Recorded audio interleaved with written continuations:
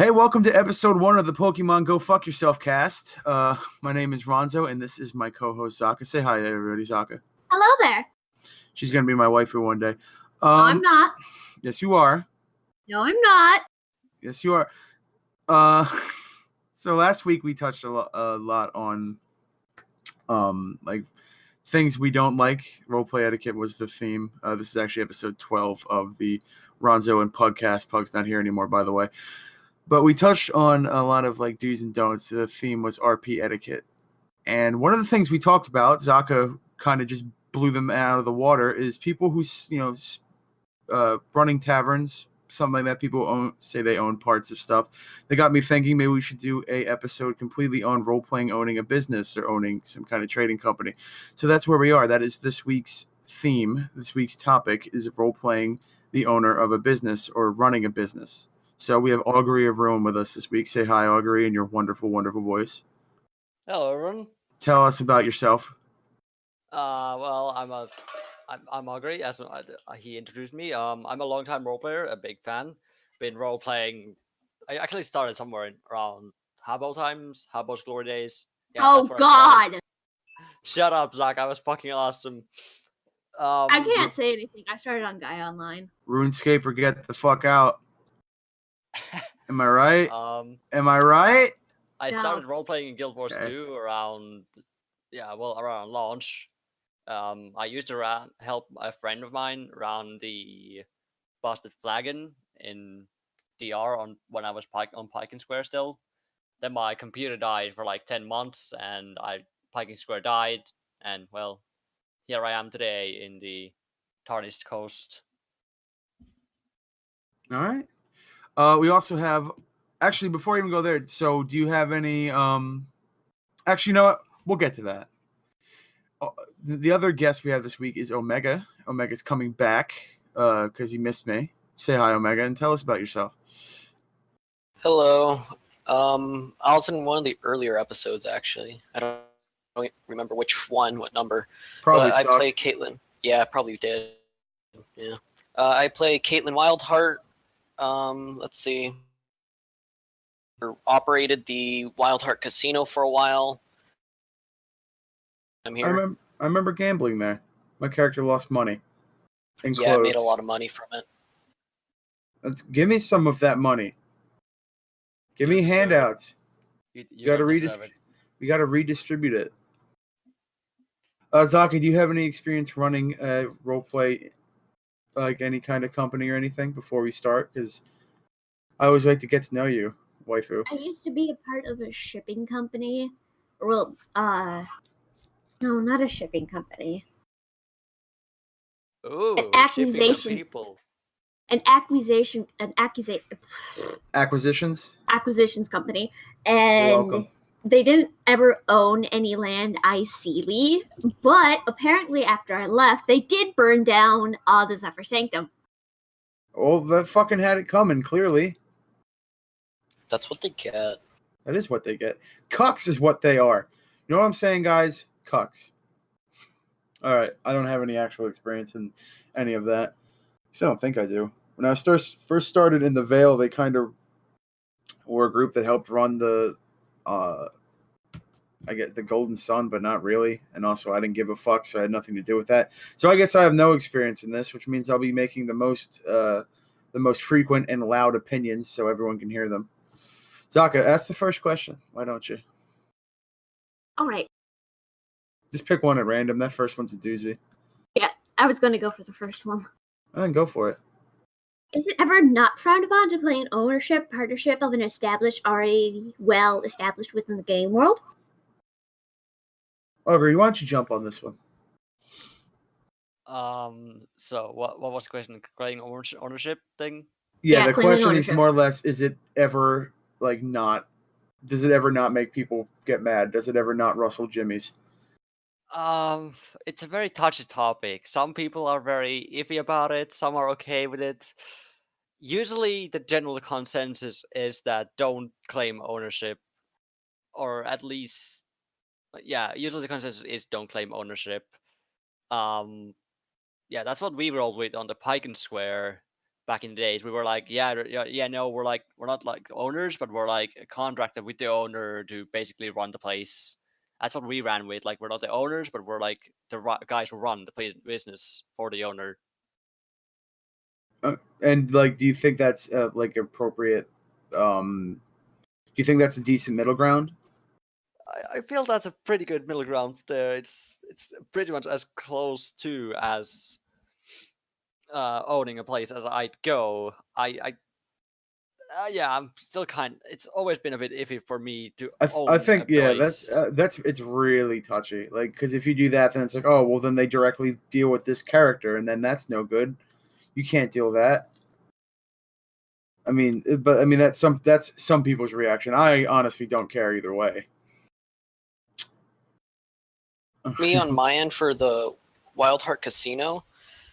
Well, I guess I What was I going to ended up ask you to doing talk, was- but you could just do it without me telling you to. It's fine. Hey, you got on my case last time for just waiting for you to bring me up. So I'm just. Well, now I have to get on your case for this. I'm just kidding. Well, Go ahead, baby. it's fine. Go ahead, baby. It's All cool. right. For the Wild Heart Casino, what I basically did was I used the mansion over in Osan, and I basically said it was going to be a placeholder for the casino, and just say it's in some other part of the district, but we're going to use that building for the setup. And it went really well for the couple of months. It was kind of hard just to keep ferrying people inside the building because you have to like glitch into it. But about halfway in, we did run into a problem. A decided to say that this house was now his, and he refused to let us use it. I was there for that. I remember that. Yeah, was that was interesting. That was hilarious. That guy just showed up. He's like, "Oh, the ministries will hear about this one," and I'm like, "That's fucking great. This guy's a cuck, and I love it." Yeah, it was interesting at least because like he just came downstairs at some point and he's just like, "Why is everyone in my house? Get out of my house!" Oh my That's god. so great. What are these people gambling in my house for? These fucking kids. Oh man, it was an interesting experience. And it's just one of those things, like I even had to talk to him. I was like saying how we operated it for months now and all this stuff, and how we only use it for that specific day for like 2 hours. And he can use it whenever. Like we're not trying to, using a building. But he just kept getting on our case saying how they're on that specific hour hosting RP. He showed up like twice after that. No, you're breaking up a little bit. Yeah, you're breaking up pretty bad. But that's fine. We got what we needed. We're moving on to the next question. That actually reminds me. That actually kind of ties in what he just said with people coming in and kind of mixing things up like that. Let's like who would you feel will be more in the right in an instance like that? Like if someone were to come in and basically make a lot of trouble and need to be removed ICly. Who would you side with on that? Would you side with the people claiming that they own this place and they have the right to kick this person out? Or would you side with the person who's, just there hanging out, maybe not completely ICly and OCly agreeing with someone claiming ownership of a particular part of the game map? Augury, since you're the only one not breaking up, you go ahead and answer. Okay, that's a difficult subject to tackle because that's a very thing to talk about. There's a lot of factors that go into that. What I'd roll with is trying to discuss it. It's hard to say who to side with. There's a lot of factors like who's being a more cunt, who's not being a cunt. Are they being a cunt in general? We'll get there. Yeah. Basically, just who's the least cunt there about it is what I side with. But I still roll with IC actions have IC consequences. If you decide to fuck up the place, then you better suffer the IC consequences for fucking up the place. That's what I roll with. Zaka, I think he's got a point with whoever's being the bigger cunt thing, because usually, like, if the person, in my experience, if the person like who's getting kicked out is being like a shit, like one person I can think of in particular who hung around the flagon a lot, I can't say his name, but I can tell you that it's the same name as somebody in Destiny's Edge, and Ronzo's one of Ronzo's personal heroes. So if someone comes in like that and acts like a complete total shitlord and then gets thrown out, it's fine. But if the one person comes in and question, like just says this place is a shithole, why are you running it this way? And they go, well, fuck you, you're getting thrown out. That's when I usually go, okay, maybe the people running this place should probably not do that anymore. What do you think, Sokka? To be honest, it all depends on the situation, because there could be a person who is actually giving actual advice going, okay, this should not be ran like this, it should be like this. And then if they throw him out, then it's the innkeepers and all that at fault.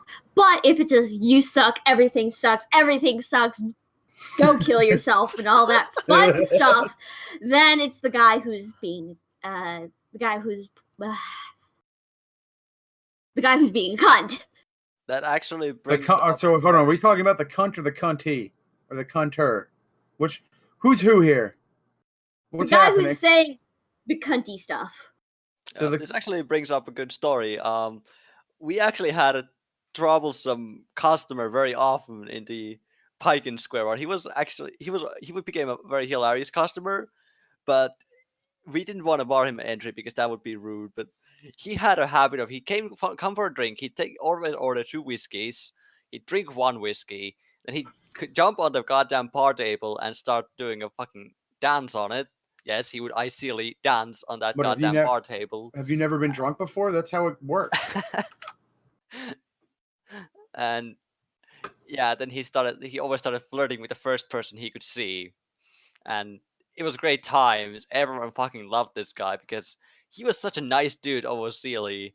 Like, every time he got thrown out, he was just like, yeah, it's fine, I understand. And like, even Sealy, our characters were like, you know what, we'll just let the guy come back. Mainly because he's fucking hilarious and brings entertainment to the drunkards. But we'll still keep throwing his ass out when he does that. Well, I think that's the best. It's always good to have that and not have it be OOC.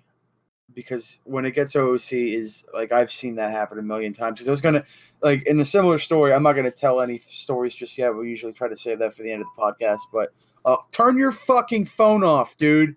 Excuse me, my phone was running low on battery. How wildly unprofessional. What a twat. Oh, Omega, you're back. Did you want to answer the question? I missed part of the question, but the question more or less is, when something like that happens where you get, someone says, fuck this guy, throw him out of the bar that we claim ownership of without any real reason to say we own it. Like, who do you side with? Do you side with the guy getting thrown out of the bar for maybe being a little too rowdy or questioning? Or do you side with the people claiming that they own the bar? The answer that Augury said is that you generally goes to whoever's being the least cunty. And that's a pretty good answer. Yeah, pretty much. One of the things is if they're being a cunt ICly or OOCly, because if someone just shows up ICly and starts throwing a fit, then ICly you're probably going to get kicked out anyways. If it feels OOCly, chances are you're just going to get ignored by most of the crowd anyways. Yeah, that's basically the gist of it. All right. This goes into another good question. What do you do if there's an assailant in your bar, in your bar or your place of establishment? Panic. That's what I would do. I would fucking panic and start throwing shit at him, like actual shit. Would you shit my pants? Would you talk with them OOC about it, because it's out of left field and that's not really what you want the RP to be about? Or would you react isolated? Augury, you jumping on this one? Yeah, I'm jumping on this one. We rolled with IC comes first. If someone, we didn't want to dictate, dictating someone's RP was something we didn't want to do. If you felt like being a complete cunt and assaulting someone in a bar, you could do that, but our bouncers would get on your ass and smack it all around the bar. Oh, maybe. Yeah. That's pretty hot. Yeah, it was pretty hot, but then if it turns into one of those, I'm the edge lord, edge McLord, McTitties, edge Maverick, can't be touched at all, and I'm a god and all that shit, then it goes into OC. Hey, buddy, would you like to fuck off instead of doing this shit? Promptly fuck off, sir, please. Yes, it wasn't even nice at that point. It was just like always just like, hey, dude, if you want to be like that, just fuck off. See, we should be able to tell people to do that and not have to be polite about it, Val. Or not Val, Zaka. Same person. Conspiracy theory. Yeah, well, fucking, she's my work wife. I am not his wife in any way. You're my work wife. No, Shut up. I was like, no. for now. All right. Well, I actually have another question to throw onto the end of this one, but Omega's got answers. So go on, and then I'll move us forward a little bit. Honestly, my ping's being pretty spotty right now, and yeah. In regards for like security and everything, like we basically had like a Norn who doubled as a cook and a security guard. So if there was a problem, he'd basically just show up and like take care of it. And it was kind of funny too because he also wore like the bunny ears too, and he had like a little uniform. Well, what a fucking hero. Yeah. Man.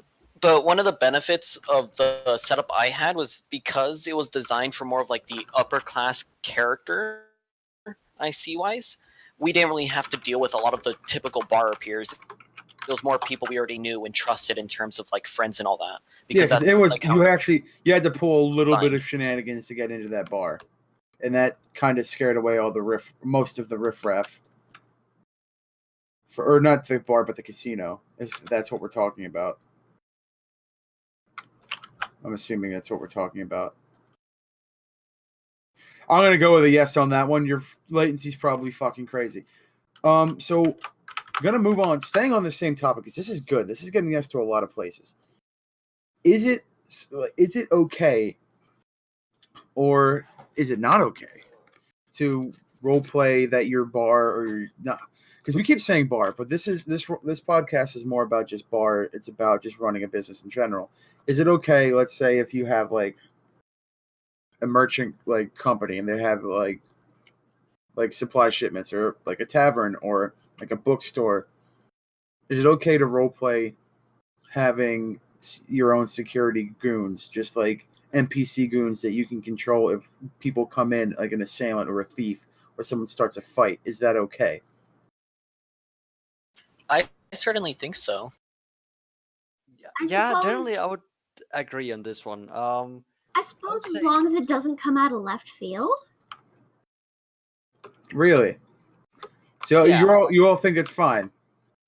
Yeah, I Well, mean, as long okay. as you don't RP like 10 different guards in there compared to like maybe one or two. Yeah, like I can give an example. Yeah, because obviously we were people in different time zones and different times, so the bar never always had a goddamn bouncer. So we just like always RP that there isn't like an NPC bouncer on the shift at least. And if another bouncer comes in, they just basically swap out. And like yeah, as long as it's like publicly known and mentioned and told and all that Or shit. like, and oh, shenanigans. Saley told that. Yes, like people are informed that there is a NPC guard, and it's not suddenly like, okay, this guy assaulted us. Okay, there's suddenly an NPC guard just for the sake of convenience. See, I don't think that's good ever. I think if you have like a spot like that, that could be used for someone like, okay, we can bring another person into the guild and have them be security or something like that. I'm never really okay. And I think I mentioned this when we did the police enforcement, like the Seraph podcast, the law enforcement one, where I'm never really good with anyone saying, okay, and then these NPC guards show up because we don't have enough people to actually fill the roster or enough people to do this, or just because we need an extra set of hands. I've never been okay with that. Like Well, people see, role playing RP guards in a store, even if it's like one or two, irks me. It's like, okay, well, next time I'll roll in here, I'll just say I have my NPC fucking thief cronies with me. The thing about it is that it's like because like if let's say you're in an establishment like a tavern or a store, trade store, or merchant store, it's very likely that we have like a bouncer or something, and like obviously we can't have a 24/7 enforcement in like a bar or store. That's impossible to establish with people. That is just not possible, and that is why. And I think NPCs are okay. It's basically you fill the empty slots there because otherwise we'd have to start like basically just try to do something else about assaulters. And what do we do if we don't have bouncers to do shit about? We can't put the barkeeps there because that's not what they're there for. Some of the characters are not trained in combat and shit. They should be. Every character should know how to use every weapon at a masterful level. We should all be edgelords. But no, that's actually that's a fair retort. I just there's those two schools of thought. Either you're okay with it or you're not. I don't happen to like it. Mostly because I know I would abuse it, so I don't do it. And I don't think if I don't do it, I don't think anybody should, because I'm special and everyone should skip to my beat. Zaka, what do you think? And then we'll go to Omega if he's alive. Personally, I think it's okay as long as everybody within the RP has a warning ahead of time. If it's not just some, oop, this is a guard appearing out of nowhere. Because if it's a guard appearing out of nowhere, that's bullshit. That is bullshit. So yeah, I think that's a good middle ground. Just say when they walk in, just do like a big like broaded emote saying, "Oh," and then there's two goons hanging out in the corner, like jerking each other off or something like that, to that effect. I think that would be good. I think we're finally off this. Zaka, do you want to ask the next question? Or unless wait, Omega, if you're alive, answer that question. If you're out there, buddy.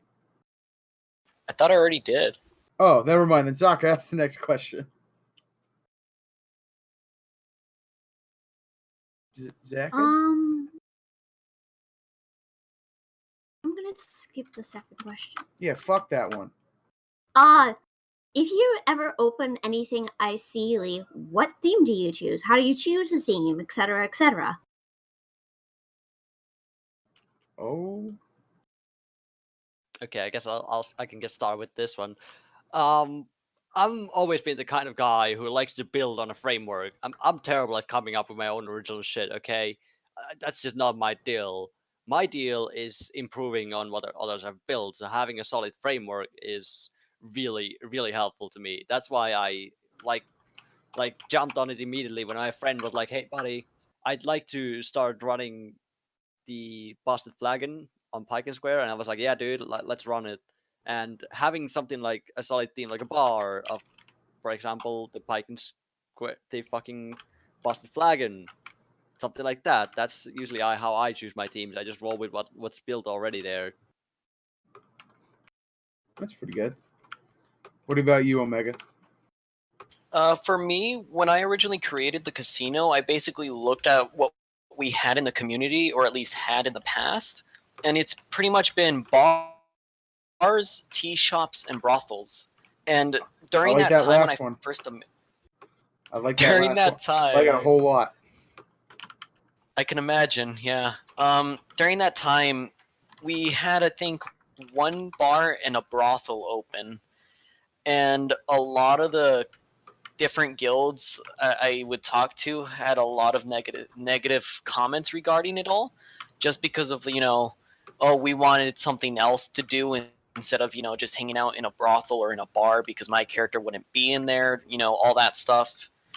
And tell them to eat shit. That's why when I originally made the casino, it was basically like, okay, well, I'll just make it upper class. Hey, look, now nobles can maybe participate in this, and you don't even have to gamble. You can just show up, kick back on like a lounge chair and drink or something, Yeah, you can show up, kick back, claim that it's your house, and be really confused that people are gambling downstairs. Yeah, exactly. The American dream, one might say. I mean, that's fair. I know, I think I almost joined something, but I've always, like, something like this, and I've always been interested in doing, like, a trading company, like, moving up and down shipments and, like, having, like, a logistics thing, except I'm way too lazy to keep all the numbers. I would need people for that, and I'm way too lazy to gather all my goons to do that for me. But if anyone has a guild like that, let me in. I'm tired of being in Pack 53rd. They won't let me be Soldier of the Month every month. Right, Zaka? There's a good reason why he's not Soldier of the Mouth. I am Soldier of the Mouth. Stupid. All right. Anyone else have anything to add before we move on? Not really. No. All right. No, So if no. you're, I guess this is kind of basically the same thing, but if what makes you decide? Like, let's say you're opening a business rather than just a tavern. I know it's going to be a little bit weird because you guys both ran taverns, but what makes you pick? If you wanted to pick something else, what, like a tea shop you said or something like that? What makes you pick, like, or the brothel, or even the casino? You touched on that a little bit, but what makes you sit down and go, I would really want to do this? For me personally, it'd probably go with what do I get inspired from. I usually build my characters out of inspirations, and actually, you very often trace my characters to some kind of source material that I've drawn from, taken inspiration from. That's how I usually function. As I said, I function with framework there. So if I happen to get inspired, like, hey, this show has a really great thing, like something like a tea shop, and I feel like I'd love a character that would like to make a tea shop, and I could do that, then that's probably how I choose it. Splendid. I mean, I do the same thing. I always have a source material, and that material is me because I'm the best person I know. What do you think, Omega? Aren't I great? No, you're terrible. I know. But I basically chose it based on the demand that I was hearing within the community. Just overall, people were tired of like the whole just generic bar or whatever, and then having to deal with like what happens in bars. So it's just like, okay, well, I'm kind of on the same boat there too. So what would I want? And something where you can actually hang out with a group of people who aren't just gonna suddenly be like, hey guys, I'm an assassin, but I drink all day. Yeah. I think that's the best. I think that's the best because it's one of the only companies that's like one of the only businesses that you can open in a game that's, at least in Guild Wars and most of the MMOs I've played, that's concrete because there are buildings there to establish it. So the bar is there, the room is there, the aesthetic is there for people to just come in and hang out, and that's usually where people end up going in mass anyway. So all you have to do is put people behind the bar and just staff it, and that's it. And that's why it becomes so easy, and that's why people are so bored of it because it's what they do all the time.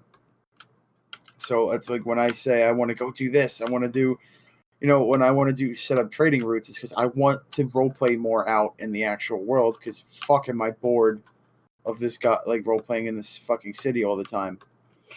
Like, it's gotten to that point to me almost with Pack 53rd where I've done so much like role playing, doing drills and stuff, or like meetings in the guild hall that now I'm starting to go, okay, get me back into those city bars because I haven't been there. Now everybody's in the coin, and I can't get my character's wife to go to the coin because she's being a fucking jerk about it. So I can't role play in the coin. So I just role play by myself. But I saw you in there yesterday. Shh, buddy. Shh, buddy. Easy on man. that. Pump the brakes Oops. on that, buddy. Somebody's in trouble. Oh, you are so anime. All right, so we actually just had this question come in, and I'm fine with this because we're more or less on this topic. Is it ever okay to run a service that offers ERP in any shape or form? Oh man, that's a loaded question. This is a tough one. It's a I real figured tough you one. have plenty of talk to. I can start on this. So ERP is this bad. has obviously a very loaded question. It has a lot of opinions on it, and a lot of facts. And for me personally, it's sort of okay. Like, let's be real here. Like, all of us have seen porn before we met 18. That just happened. Speak for yourself. I don't know what porn is. Zaka, what's Um, porn? I know there's sausages involved. Yes. Oh, food porn. Yeah, it's weird. Or cucumbers. But for me personally, For I would Zaka, say mostly tentacles. it's okay within reason. Ugh. Because no, well, no, fuck the US federal laws. Nobody gives a shit about that. Don't read from the fucking voice chat text. No one in the chat can see. No one listening can hear that. You I'm cuck. sorry. Okay, someone pointed out that it's tricky because we'd have to take into account federal laws and shit. But About we don't what? give a shit about that. I don't know Minors. anything about no one. Fuck that. Not literally. Don't do that. Don't fuck minors. But Yeah. fuck Wow. that. Look, here's my fucking take on it. I think if you're, I think it's fine if it's fake money, and it's, it's not even real in-game currency. It's like it's RP money where you don't actually trade them money. I think that's fine. If you want to actually erp at that person, fucking do your thing. I'm not big on it, but whatever. I usually just fade to black, at which point it's just like, well, what's the fucking point of all this, unless there's like character development involved. But in games like I've seen in the Old Republic and Final Fantasy 14, where it is a actual viable way to make money in the game, is to sell ERP. You can make a lot of money. You can make more money selling ERP in Final Fantasy 14 than you can by being like a top tier raider. And I think people I'm gonna sound like a huge hypocrite because I'm a huge nerd myself, but I think when you're spending in-game currency to do that via text, maybe you should go outside and meet a real girl. They do exist. Trust me, they do exist. Wait, girls exist? Yeah, that's why I brought you here. I thought you were one. I needed one for the dynamic. I guess I was wrong. I guess I'll return all these tentacles I bought to try and seduce you. No, give me. Okay, I guess we're getting married. No. What do you? Omega and Augury though. You can. I know. I just kind of went on a rant about. Yeah, I can actually jump on that one. When it becomes something that you have to actually trade in actual currencies, that's when I start going into the I don't think this is okay territory.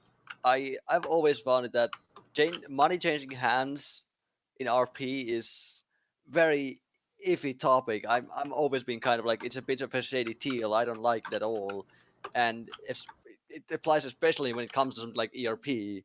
If it actually requires money to exchange hands, even if it's just in currencies for ERP to happen, I don't think it's okay. Yeah. And I mean, this isn't even across the board, but it's something I noticed. Like, one thing I am glad about the coin being there for, and people might hate on me for this, and maybe I'll get some flack, but I generally find that when there is, especially in Guild Wars and, the Old Republic, Final Fantasy 14, not so much, but when you see, communities, going around places like the coin and, spending a lot of money and, heavy ERP, culture, that just kind of gives me the inclination of, okay, just stay away from those role players, because they generally make up about 90 to 95% of the edgelords. I'm a char with wings that I got in the mists, or I'm a demon from Earth, watching Matthew McConaughey movies, watch an earlier podcast episode if you want an explanation on that one. Usually most of the bad shit tier vampire-esque or just straight up vampire edgelord role players you can find there. So if you see them there, you know to avoid them in most senses. Or if you hear someone go, oh, I see this person there all the time, or someone I see that goes, oh, I'm just taking a break from the coin so I can get more money to go back to the coin, you can go, okay, I'm going to fuck off now, and you're not going to talk to me anymore. Yes, actually, I'll jump what I find some words like brothels and that sort of stuff. That's actually a really good thing, because I've always used prostitution and ERP as sort of a, like you do, figuring out who's the edge lord. I've always found that ERP, for the sake of character development, has always been the true test of RP skills. Can you pull it off without it becoming just a sausage fest to fulfill your own personal needs, so to speak? And I feel like something like a brothel does that really well. It's actually a very interesting experience if you happen to role play one of the entertainers. I have actually done that. I have role played entertainers in brothels. Well, good for you. Get me a discount. Omega, I know Augury and I kind of went off for a bit, but do you want to add anything? I pretty much see as like a pros and cons, pretty much kind of repeating what you guys said earlier. It does keep a lot of the like that type of RPer in that corner. Like most of the people that like maybe like 2 or 3 years ago who would oftentimes be like the edgelord bandit or whatever, now they're just gonna be in a brothel all day erping. And I mean, it kind of makes it easier on us because we just know, okay, well they're all gonna be in this corner. We don't have to go there, and we won't have to run into any major problems. But one thing that I kind of also see as well aspect, which has gotten some people in trouble in the past. I'm sorry, you broke up a little bit. What aspect was it? Wait, which part? I think you broke up a little bit. Were you just about to say what it was? I don't even know. Just keep going with your train of thought. Yeah, it's just like how one brothel, maybe I think 2 or 3 years ago, got shut down by ANET itself just because of how bad it was getting in terms of the community. Wasn't that the Bordello? Because I think that happened a little bit more recent than that, but maybe I'm wrong. Yeah, I think it was like the Bordello in Osan, and like they got shut down really quickly after like all that stuff happened.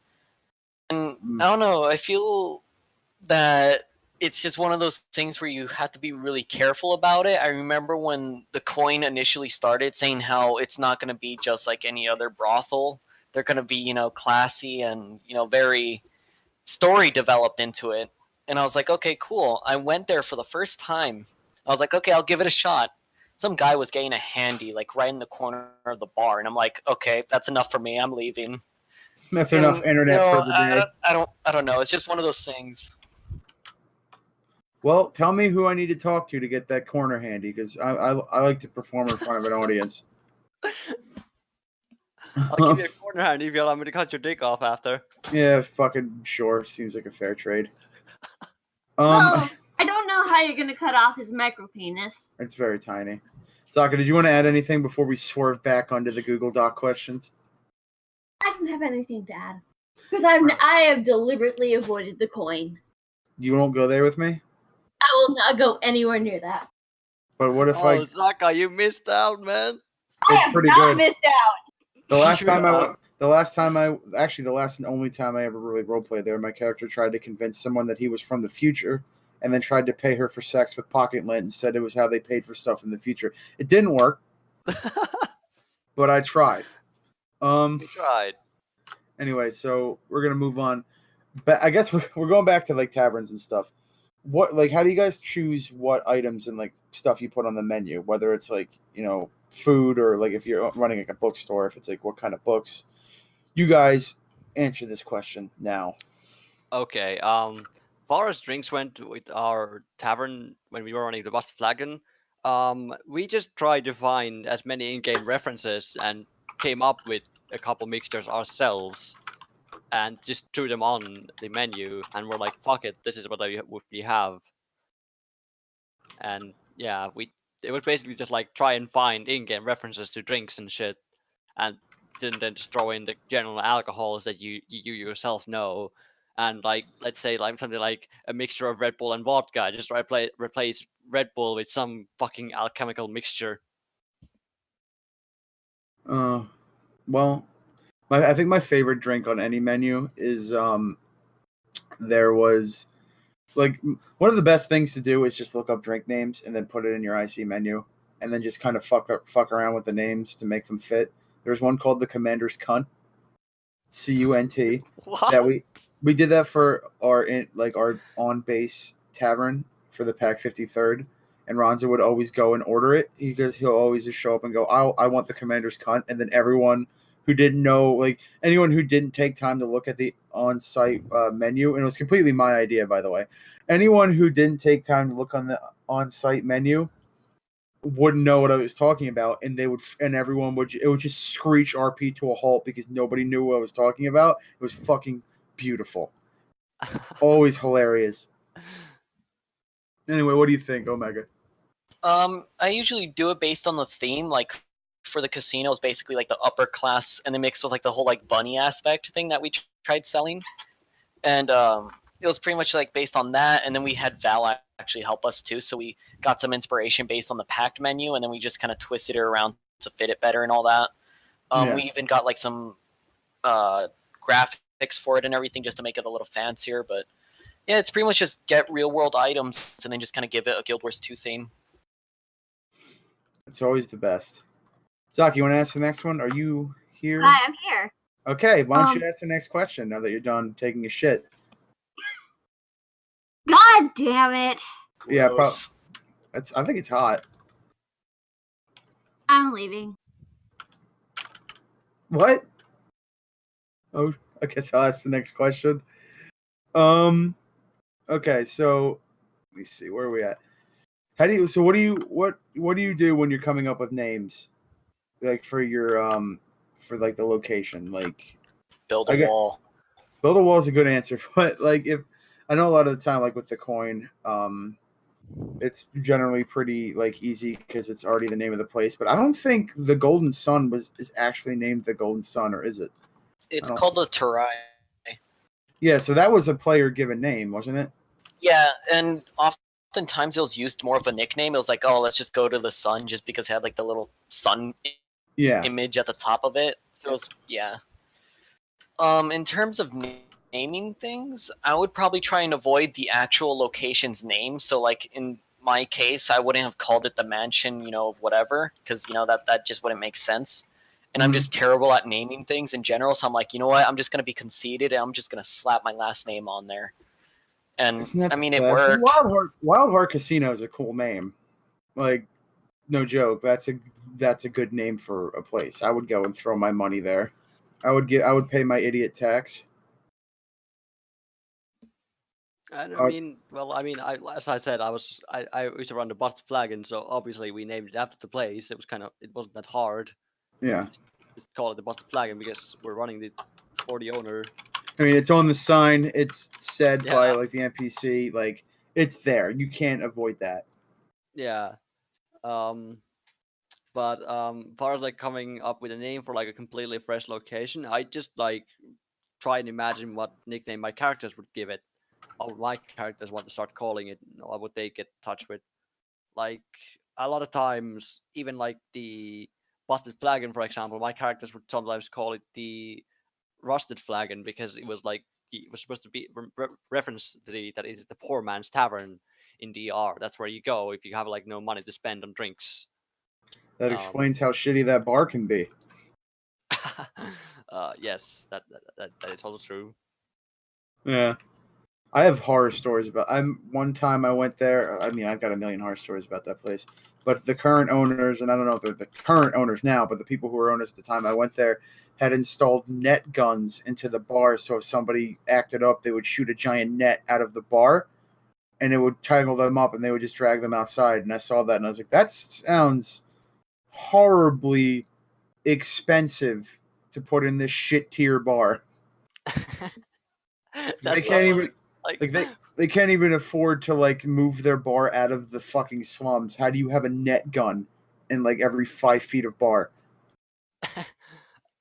Sounds hilarious.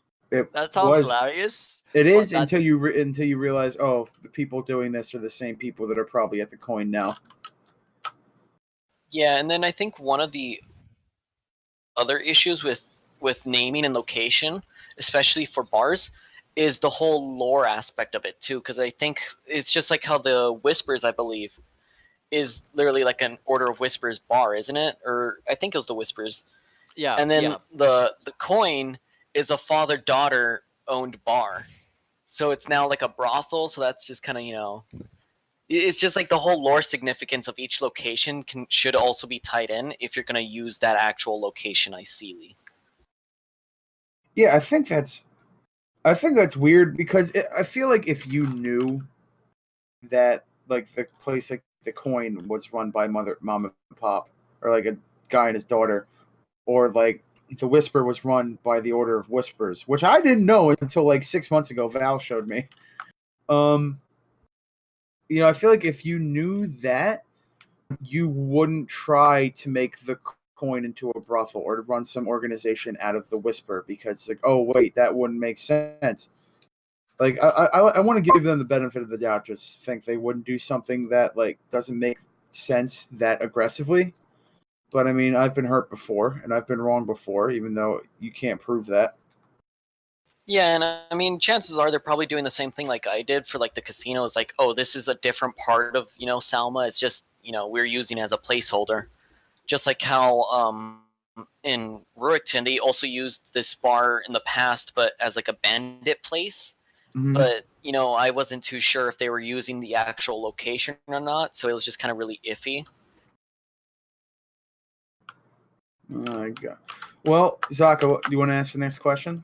Since I think we've beaten this one to death, and I think we're getting close to our time.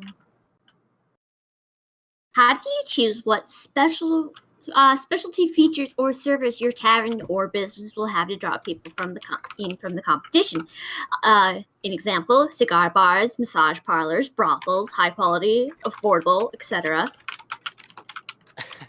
I guess I'll start with this. For us, it was obviously pretty easy because, like, the Busted Flagon is the Busted Flagon. It's called that for a reason. It's the poor man's bar. So, literally, what we did is basically just try to keep it plain and simple. There's no extra stuff. It's pretty much just plain and simple a bar with cheap drinks that maybe not the highest quality, but they do the job. They're the poor man's bar where you go to spend money and drink stuff, not have any fancy cigars or smokes or that kind of shit. Yeah, and then like for the casino, it's basically the opposite. It was meant to be like the high class. You're going to be gambling with higher money, gold or whatever. You're going to be able to buy a fancy dinner or something. You can hang out there. They're going to have nicer drinks. Everything was much at like a higher quality, so it was designed to bring in that type of character instead of like how he said, like the poor man's bar. It would attract specific people. As for competition, I mean, I don't think it's really that as much as competition, but more of what kind of character do you want to bring in general. Yeah, I mean, like the DR, for example, has very established bars. Like the bars are in areas that are very much associated with what kind of customer base would they normally have. Like the Whispers is in a very crowded place, which like it's pretty much named the Commoner's Bar by people I've heard. And of course, there's the shit deer bar that is like what is called in the alleys of. Isn't it called the Crookeds or the fucking, I don't know, the one that's instanced, right? Yeah, that instance one. That's like that's like the shit tier of the DR. That place has like fucking weird lighting, man. well, The lighting in that bar is weird. It's supposed to be like smoky and that sort of stuff, because like it's not a smokers there, and like it's supposed to represent one of those like I think it's at least supposed to represent one of those cartoony criminal type of bars where like it's that shithole where every criminal gathers up to do crooked stuff and shit. Yeah, I would actually really appreciate that bar if it wasn't instanced, or like if it was instanced, but it wasn't like private instanced. Then it would be cool. Then I would hang out in there more often because actually, fun fact, that bar is pretty much identical to the Whispered. It is, but it's just like a little bit shittier, which is like my MO. I'm okay with that, like that theme that they're going for, and it's also not filled with like twats. Which bring then there's the bars outside of the outside of Divinity. There's the Hunter's Lodge. Saka is very passionate about. You still don't own the Hunter's Lodge. Oh man, here we go. It's pretty good. And then there's the other one that's right out in Shaymore, but that one's a lot easier. We should burn down the Hunter's Lodge. Teach those cucks a lesson. Maybe Saga wants to enlighten us on this Hunter's Lodge thing, because I at least am completely. I would love to know, actually. Yeah. No, Zaka, now you have to. I cannot name names. Don't name names. Just be very Don't name vague. names. Just like speak anonymously. Like what's going on. No names. Just explain. Use Bob. Pretty much, I just remember that there was a guild in there, and if you tried to roll in the Hunter's Lodge, they would kick you out. Well, I mean, there's several guilds in the past that have done that in like several bars in general. They were the most persistent about it. Yeah. No. Well, I'm not a fan. Fucking, what a bunch of cucks. Anyway, let's move on. I think we're getting close to the time. What's left to ask? Let me see. How do you advertise your new establishment to get the name out, or your establishment or business? Well, I mean, the Busted Flagon it's very simple. It's pretty much just word of mouth. I mean, like bars in general are pretty easy usually in RP setting. You don't really need to advertise them per se because usually they're one of the first things people Yeah. just like, you know, people just come into like I for example do it as well. I just go into bars to see if there's people there. So usually it's not much advertising to be done for something like a bar because it's something that people check anyways. And any advertisement that there is pretty much just word of mouth. Like my characters usually characters used to say like, "Hey, why did you come for a drink over at our bar that we run over at the Busted Flagon?" Ugh. Don't ever invite anybody there. That place is terrible, though. It's the Oh. shit best bar, dude. I mean, sure. Omega, please answer the question. Man. I took more of an OOC approach in terms of advertising. I usually go through the whole Guild Wars 2 engine and all that. I write everything up. I put some basic graphics or whatever, or I get someone to commission for me. And then I start advertising on like the rumor mill, start posting advertising, start talking to people. Invite people out, be like, oh, I'm going to have a grand opening on this day. It'd be awesome if you guys came and stopped by. And I don't know. I think it was just a lot of networking, just talking to people to get the word out, get them interested. Yeah. I mean, also like using the forums and stuff is generally a good way to go. I don't know if anybody mentioned that. I zoned out for a second. Yep. But like there, and also shameless plug here. We will on this podcast, if you message one of Lana or myself, we will plug your events for you if they don't suck and we don't hate you. Oh well, I mean, I have an event coming up. Can I just pull that up right now? We'll do it at the end. Damn. Gotta be on point with this. Let me see. I think we're getting real close to the end here. Let me see. So for you guys having run stuff and in the past, did you learn anything if did you come out of it learning anything any way to run the business if you were to go back and do it again? Something you would do differently? Far as the Busted Flagon goes, would I run anything differently?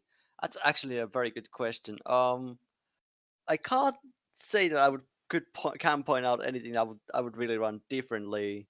We pretty much tried our best to be very neutral and not do much fanciness because obviously poor man's bar, so we didn't want to go for anything fancy and we didn't need to. It was an easy start basically. Yeah. No, I don't think I would. I learned a lot about running a business, but there's nothing I would do differently. How about you, Omega? Not really. I don't think I'd do anything differently. I did a lot of research before I even made the casino, just so I can get it as accurate as possible, and all that, and just try and get as much inspiration. And then OOC wise, I basically operated it the same way I did for events and everything, so I kind of had the experience behind it already, so it was much smoother when it was made. Mm-hmm. Zaka, do you have anything to add before we start wrapping this up? Sadly, I do not. Zaka. Okay. Does any actual usually open this form up at the end? Is any stories or anything you guys want to tell? Any horror stories or funny stories? Anything in particular? I've got too many with too many names that I would drop. I think I can't do any this week. Well, I mean, there was the guy that RP'd it as his house. I mean, that one was pretty good. That was a fucking good one because that guy was such a dick about it. So he was a dick, but he didn't just try and throw you out. He's just like, oh, these people gambling in my house. The ministry guard will hear about this. He just left. He just left his house.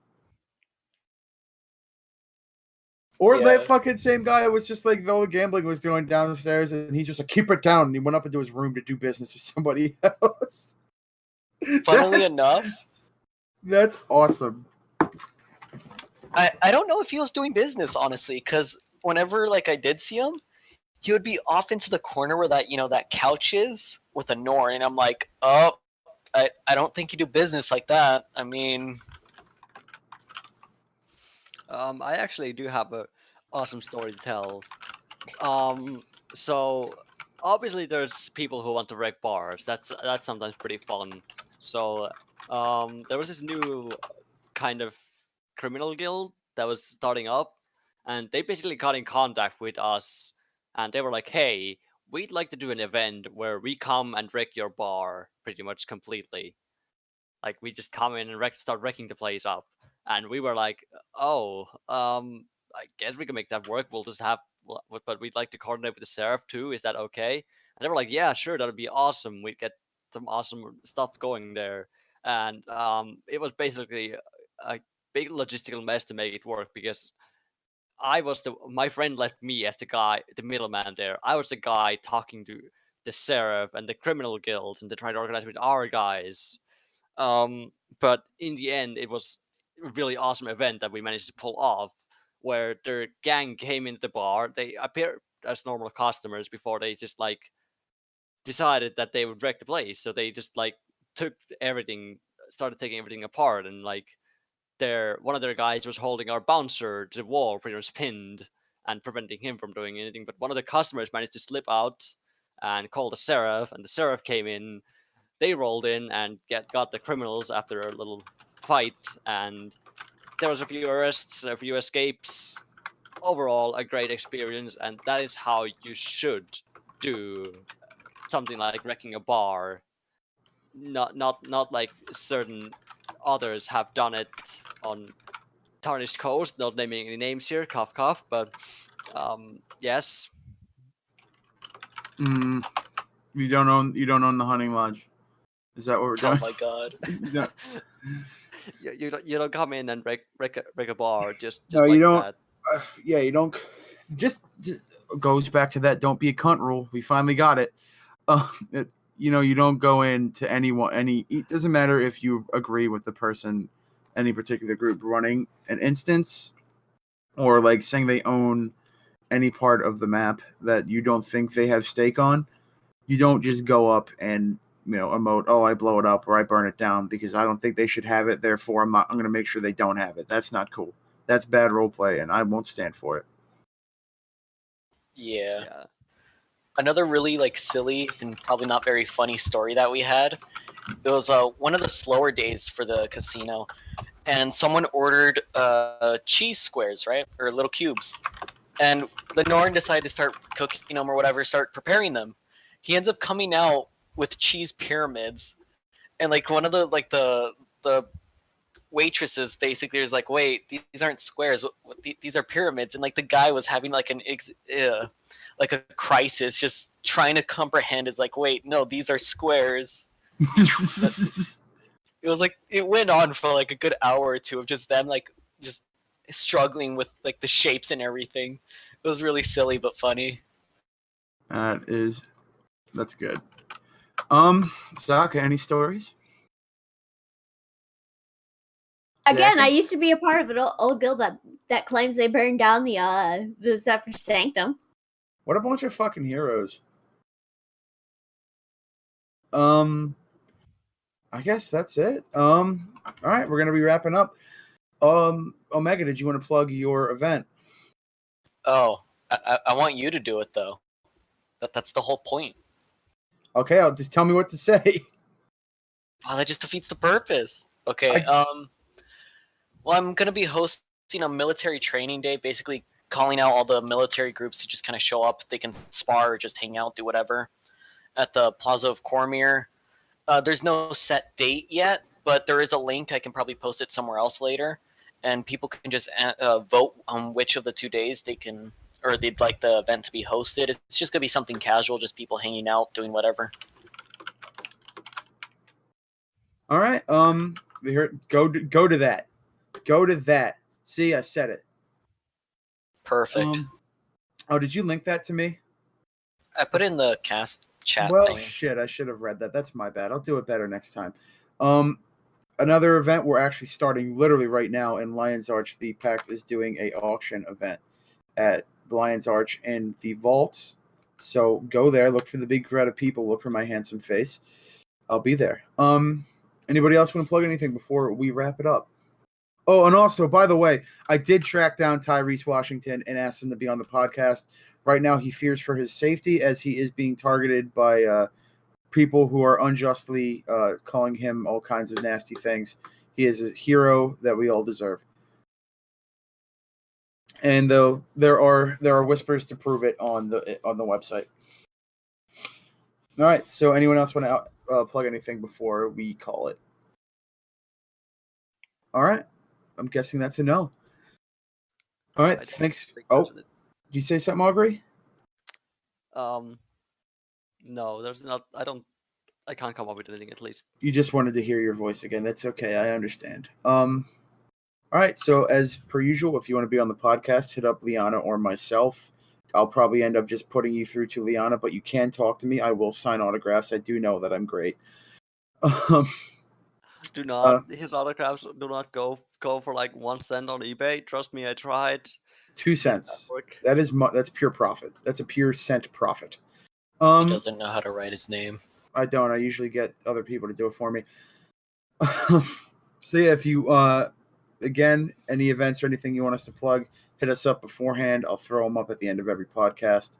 You want to be on, hit one of us up. You have an idea for a theme, hit us up. Keep an eye out on the roleplay questions on the Discord, and I'm going to try to get Liana to put it up on the thread on the site as well.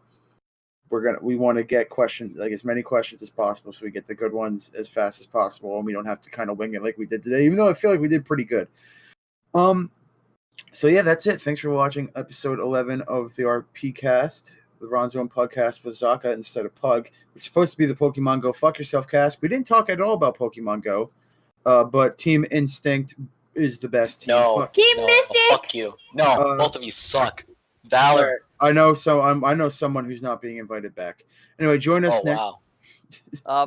My quick plug in here. Fuck Pokemon Go. That game is bare bones. Sucks ass. Hey, fuck not you. play it. All right, join us next week when we talk about the upcoming Ronzo and Zaka wedding. See you guys next week. Woo!